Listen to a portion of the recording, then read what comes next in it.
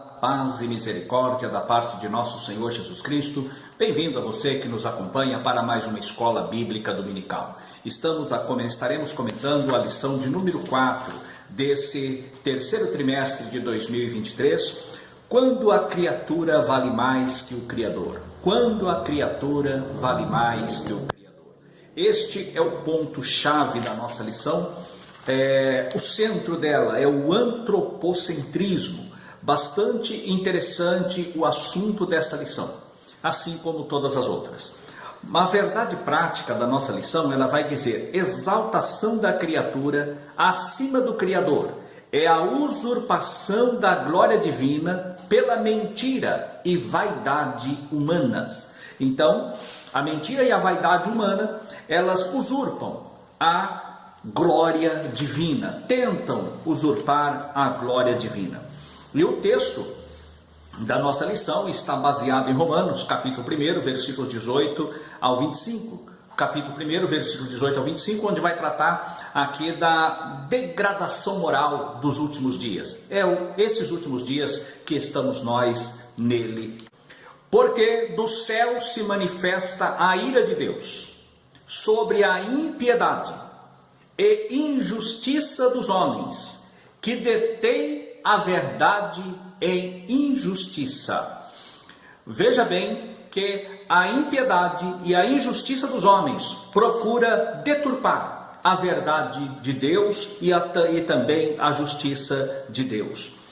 E nesse ponto, a nossa lição ela está dividida em três tópicos distintos. O desprezo à verdade, revolução do pensamento humano e, por fim, no tópico 3, nós vamos ver os tipos de auto-idolatria.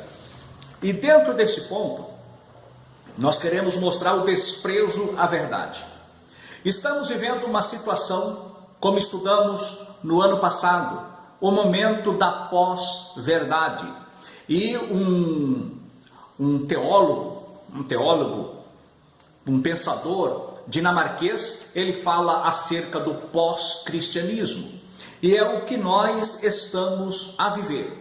Esse versículo lido há pouco, Romanos 1 e 18, nós vamos encontrar essas duas expressões, a impiedade. O que é impiedade? Nós vamos encontrar o texto no grego para a impiedade, asébia, que é o mesmo, que é o contrário de Eusébia. Eusébia, de onde provém a palavra Eusébio, o nome Eusébio.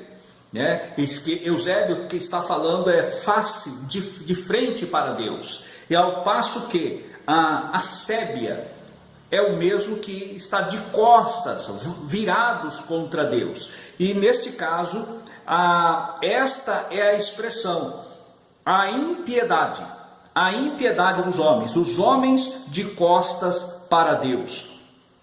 Por outro lado, nós vamos ver ainda, falando aqui acerca da injustiça. O que é a injustiça? É o mesmo que falta de retidão, ou seja, é o mesmo que tortuosidade, fora do padrão, fora daquele nível estabelecido. Ao passo que a impiedade vai contra o que é a piedade. Então a impiedade é o contrário, é o oposto disso. E este é o tempo que estamos a viver. Vai falar também no número 2 sobre a insensatez humana, que está reproduzida nos versículos 18 e 19, da carta de Paulo aos Romanos. E nessa questão da insensatez humana, vai mostrar o homem hipervalorizando a criatura, valorando ao extremo a criatura. E ao valorizar a criatura, ele despreza o Criador. E rebaixa o Criador como se o Criador não existisse. Ou seja, hoje se fala isso desde os tempos antigos, mas podemos ver os ensinos sobre deísmo, que não é o mesmo que teísmo, deísmo, agnosticismo, panteísmo e tantos ismos da vida que fala a respeito de outras crenças, que fala de uma crença que vai contra ao Deus Todo-Poderoso que criou todas as coisas. Como diz em Gênesis, no princípio criou Deus os céus e a terra. Deus criou todas as coisas.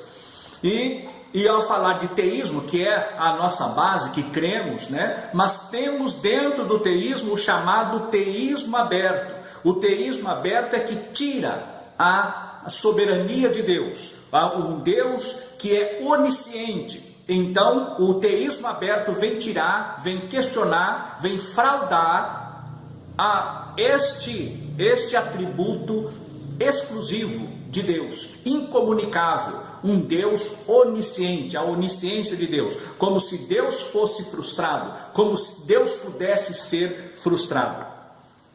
E ainda nesta linha o comentarista ele vai abordar sobre o culto à criatura. E quando fala do culto à criatura, vem na questão da religião, onde os seres criados passam a ser cultuados. Seres criados passam a ser cultuados. Homens e mulheres que viveram, que procuraram levar uma vida pia na presença de Deus, uma vida de santificação, uma vida separada, e passa-se o tempo, e é atribuído a essas pessoas um nível elevado, um nível acima dos demais níveis, e essas pessoas passam a ser cultuadas, a ser elas objeto de culto. A quem é direcionado cultos, é direcionado petições, invocações, como se a pessoa pudesse intervir diante de Deus, indo contra o que a própria Bíblia diz. Jesus diz: eu sou o caminho, a verdade e a vida, ninguém vem ao Pai senão por mim. O Senhor Jesus falando,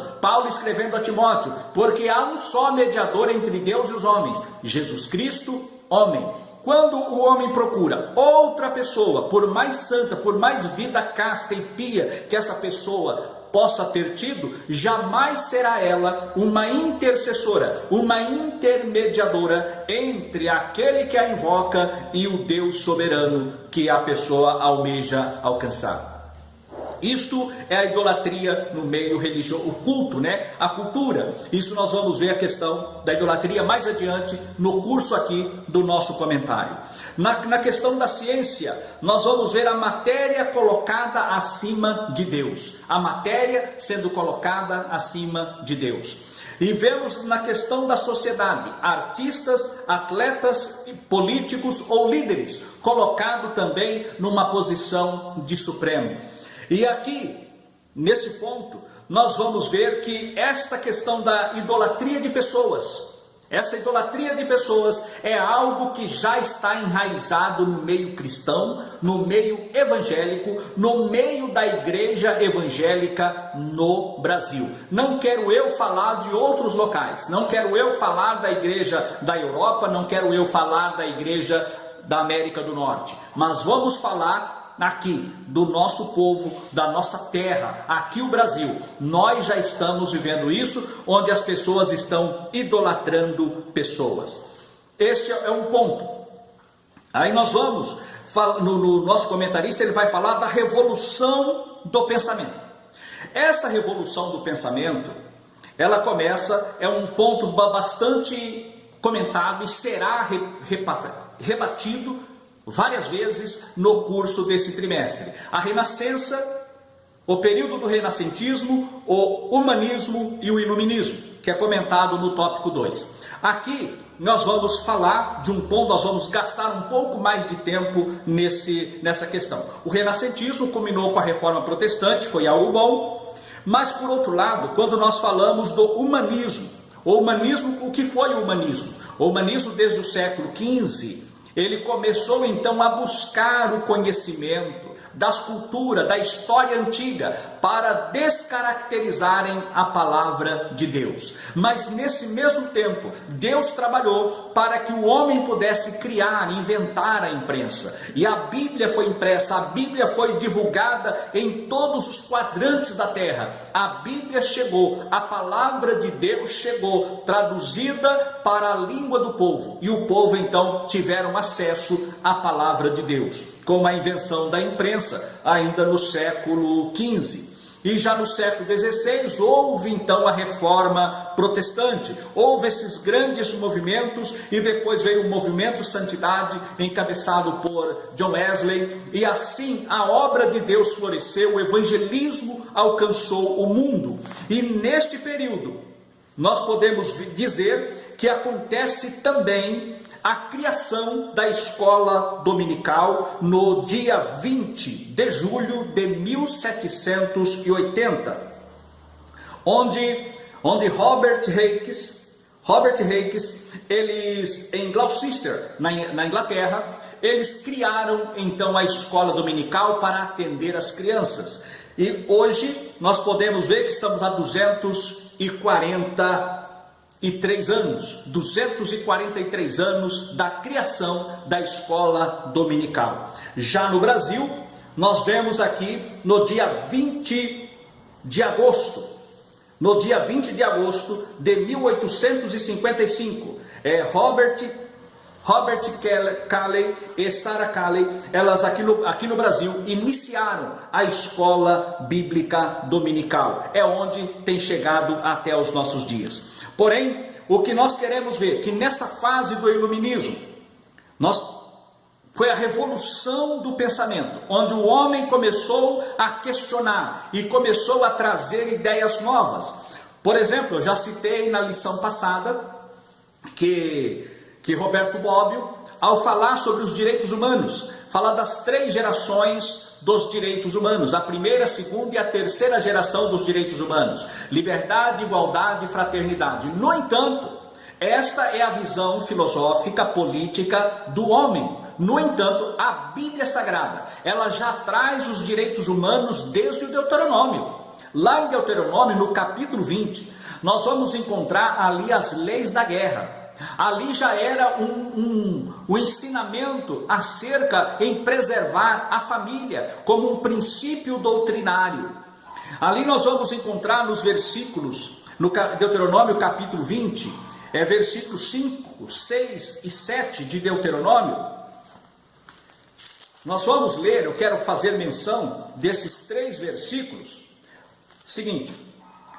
Diz o seguinte, o versículo 5: então os oficiais falarão ao povo dizendo: qual homem que edificou casa nova e ainda não a consagrou? Vá, torne-se a sua casa, para que porventura não morra na peleja e algum outro a consagre. O que é isso senão o direito humano, senão a preservação da família?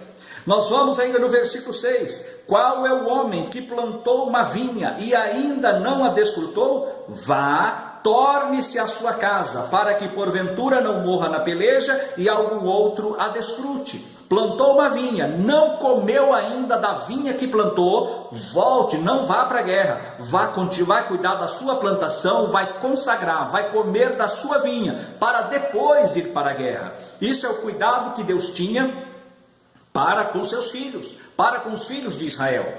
E ainda no versículo 7, qual é o homem que está desposado com alguma mulher e ainda não a recebeu? Vá e torne-se à sua casa, para que porventura não morra na peleja e algum outro homem a receba. Vemos aqui de novo a lei do Senhor, apresentando aqui a dignidade da pessoa humana, os direitos humanos sendo preservados na palavra de Deus, e assim segue. Inclusive no capítulo 21, na sequência, nós vamos encontrar quando algum israelita conseguisse na peleja, gostava de uma mulher, gostasse de uma moça, e então ele queria tomar aquela mulher por esposa. Ele deveria passar por todo um ritual para depois tomá-la por esposa. E se porventura ele não a quisesse desposá-la, tomá-la como esposa, ele não poderia vendê-la como escravo, mas como uma mulher livre. O que é isso? Direitos humanos. O direito da mulher sendo reconhecido no texto sagrado. Logo, a colocação que a Revolução Francesa, ela veio revolucionar e veio trazer os direitos humanos, está errado. O que traz os direitos humanos é a palavra de Deus, como não poderia deixar de ser. E dentro desse pensamento humanista, iluminista e o pós-modernismo, eu quero frisar algo aqui para você que nos acompanha na escola dominical. Nós estamos vivendo a sociedade, o período social da pós-modernidade. Agora, na pós-modernidade, tudo tornou-se líquido. Até mesmo o casamento aqui no Brasil tornou-se líquido. Tornou-se líquido. Isso num espaço de 50 anos. Num espaço de 50 anos. O Brasil, que era tido como o direito de família brasileiro, era tido como um direito de família mais conservador do mundo, que preservava os direitos da família. O casamento, valorava a questão do casamento, a questão da família, a questão dos filhos, do esposo, da esposa, as suas responsabilidades eram valorados. Isso na década de 70. Até que surge a lei do desquite. Depois vem a lei do divórcio, depois vem a Constituição de 1987, depois vem a reforma constitucional agora já no século 21, que alterou a questão do direito de família. Hoje, uma certidão de casamento, ela tem validade por 30 dias apenas. Dependendo aonde você for apresentar, não importa se você tem 20 anos, 40 anos, 50 anos de casado. Eu tenho mais de 30 anos de casado e precisei desse documento. Há poucos dias tivemos que ver uma certidão de casamento atualizada, porque o casamento tornou-se líquido. Vivemos numa sociedade líquida. E que sociedade líquida é essa? É chamado da questão hedonista e narcisista, hedonismo e narcisismo.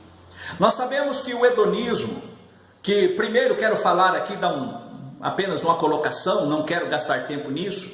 O narcisismo é a pessoa baseada no mito de Narciso. Mas antes de falar do mito de Narciso, o que é o mito? Mito é aquilo que não é verdadeiro, mito é aquilo que não é real, mito é aquilo que é imaginário. Aquilo que só existe no mundo virtual, no mundo da fantasia e não é real. No mito, segundo a mitologia, Narciso era aquele que amava, depois de uma maldição, era aquele que amava-se a si mesmo.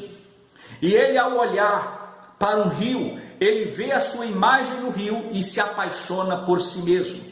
Se apaixona por si mesmo. E ele não tinha olhos para outras coisas. E diz que uma musa chamava também, ela recebera também a maldição, né, dos deuses, e que ela não poderia falar, mas apenas reproduzir as palavras ditas, e foi dado o seu nome de Eco, e ela morre, e a sua voz ficou impregnada nas paredes. Por isso que quando falamos e dá aquela ressonância, usa-se a expressão eco, vem da mitologia, a referência a essa musa que amava Narciso. E Narciso, ele olha para si mesmo, se apaixona por si mesmo, vê a sua imagem na água e vai abraçar-se a si mesmo. E segundo aqui alguns relatos mitológicos, ele morre afogado, mergulhado, tentando abraçar-se a si mesmo. Esta é a sociedade de hoje, a sociedade narcisista e a sociedade hedonista. Hedonismo é o prazer pelo prazer. A base do hedonismo, está na filosofia de Epicuro, que é o prazer pelo prazer. Quando nós vamos para o livro de Atos, nós vamos ver que quando Paulo chega a Atenas, ele fica ali contendendo no Areópago, ali com os epicureus e com os estoicos. Então a filosofia de Epicuro e a filosofia de Zanon, que representava o estoicismo. E no caso, Epicuro era do prazer pelo prazer. Que defendia essa questão do hedonismo. E hoje, esta sociedade líquida está vivendo do prazer pelo prazer. Hoje, as pessoas, e ao viver do prazer pelo prazer, nós estamos vivendo uma situação onde está aparecendo a sexolatria, a idolatria ao sexo.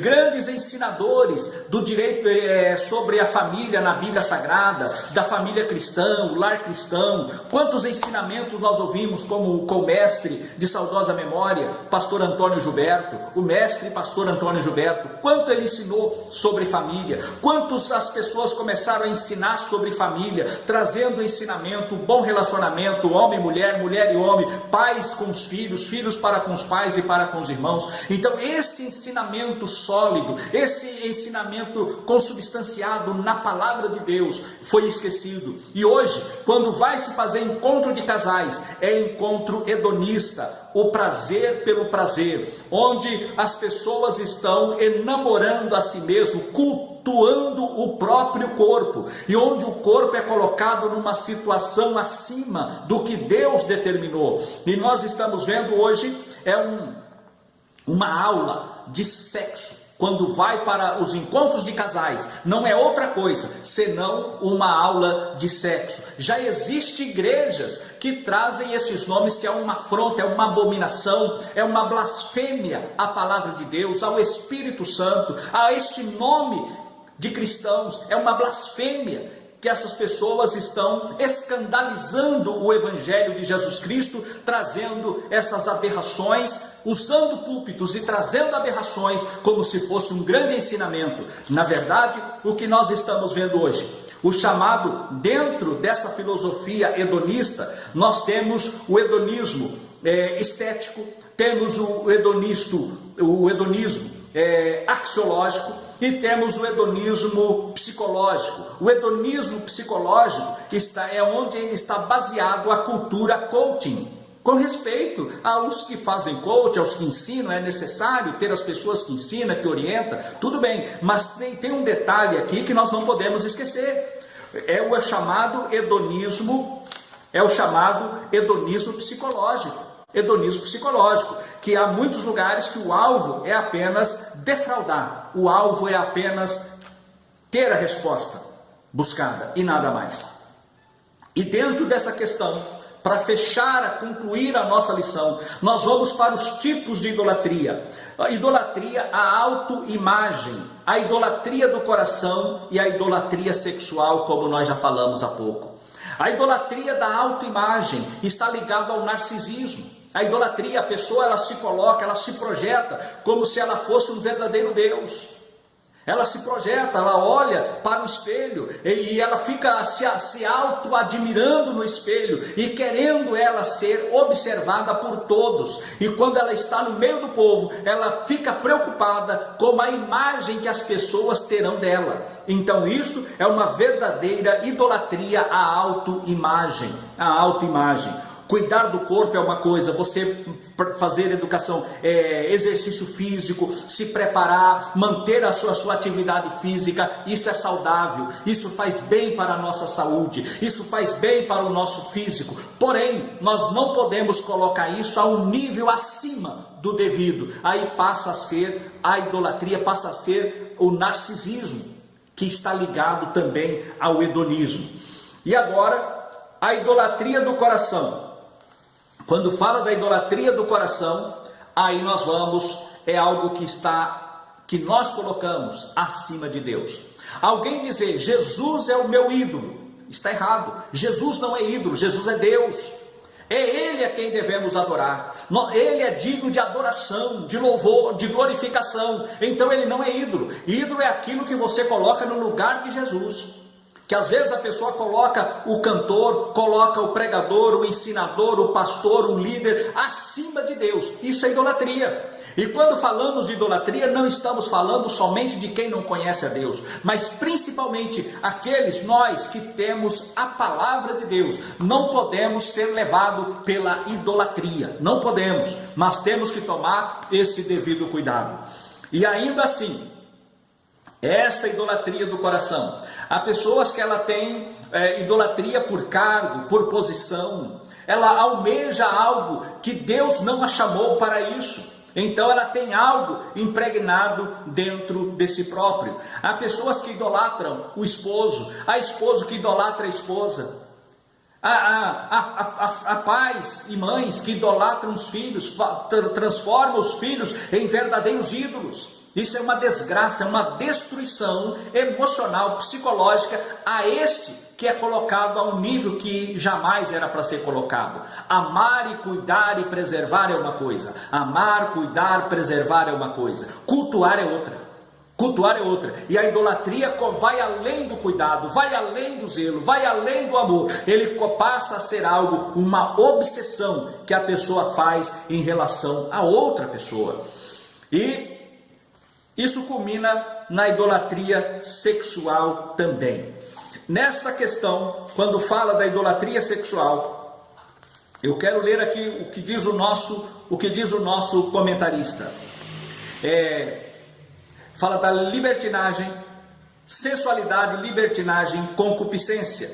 Aí ele vem, a adoração a Deus é trocada pelo culto ao corpo, a fim de satisfazer o ídolo da perversidade e da lascívia por meio de pecados. Então, ao fazer isso, a pessoa passa então a ter aqueles chamados rituais, onde o esposo, ele vê na sua esposa não a sua companheira, a sua adjutora, mas ver nela uma sacerdotisa da prática sexual. E da mesma sorte, a esposa, quando olha para o esposo, ela já não o vê como seu companheiro, como seu esposo, mas ela já vê nele, já projeta uma imagem ligada a esta idolatria sexual. E isso eu estou falando de marido e mulher.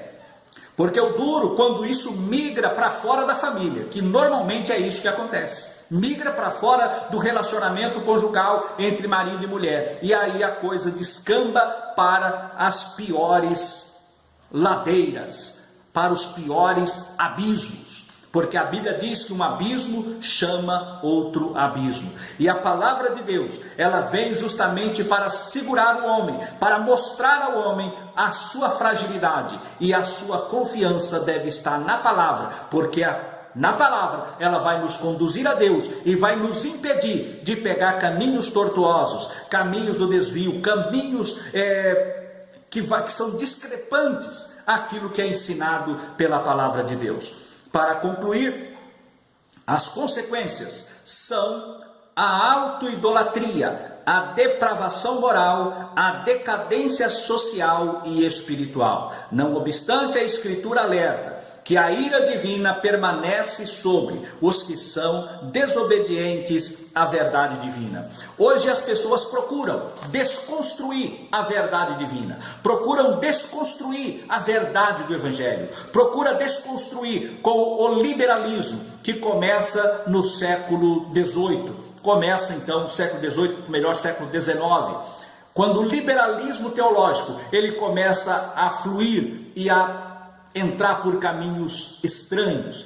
E aí nós vamos para os anos 60, nos anos 60 do século 20, nós vamos ver ali que houve uma virada de chave, houve uma mudança total da sociedade. A sociedade foi uma até a década de 60. Na década de 60 para cá mudou tudo, mudou ciência, mudou tudo mudou. E agora nós estamos vivendo uma sociedade líquida, relacionamento líquido, vivemos vida líquida. No entanto, para servirmos a Deus, nós temos que estar solidificados na palavra de Deus, firmados nesta palavra, e não um relacionamento cristão líquido com o Senhor Jesus, mas tem que ser firmado na rocha, para a glória do nome do Senhor. Que Deus nos abençoe, que Deus nos guarde, e até a próxima lição, se Deus quiser. Amém.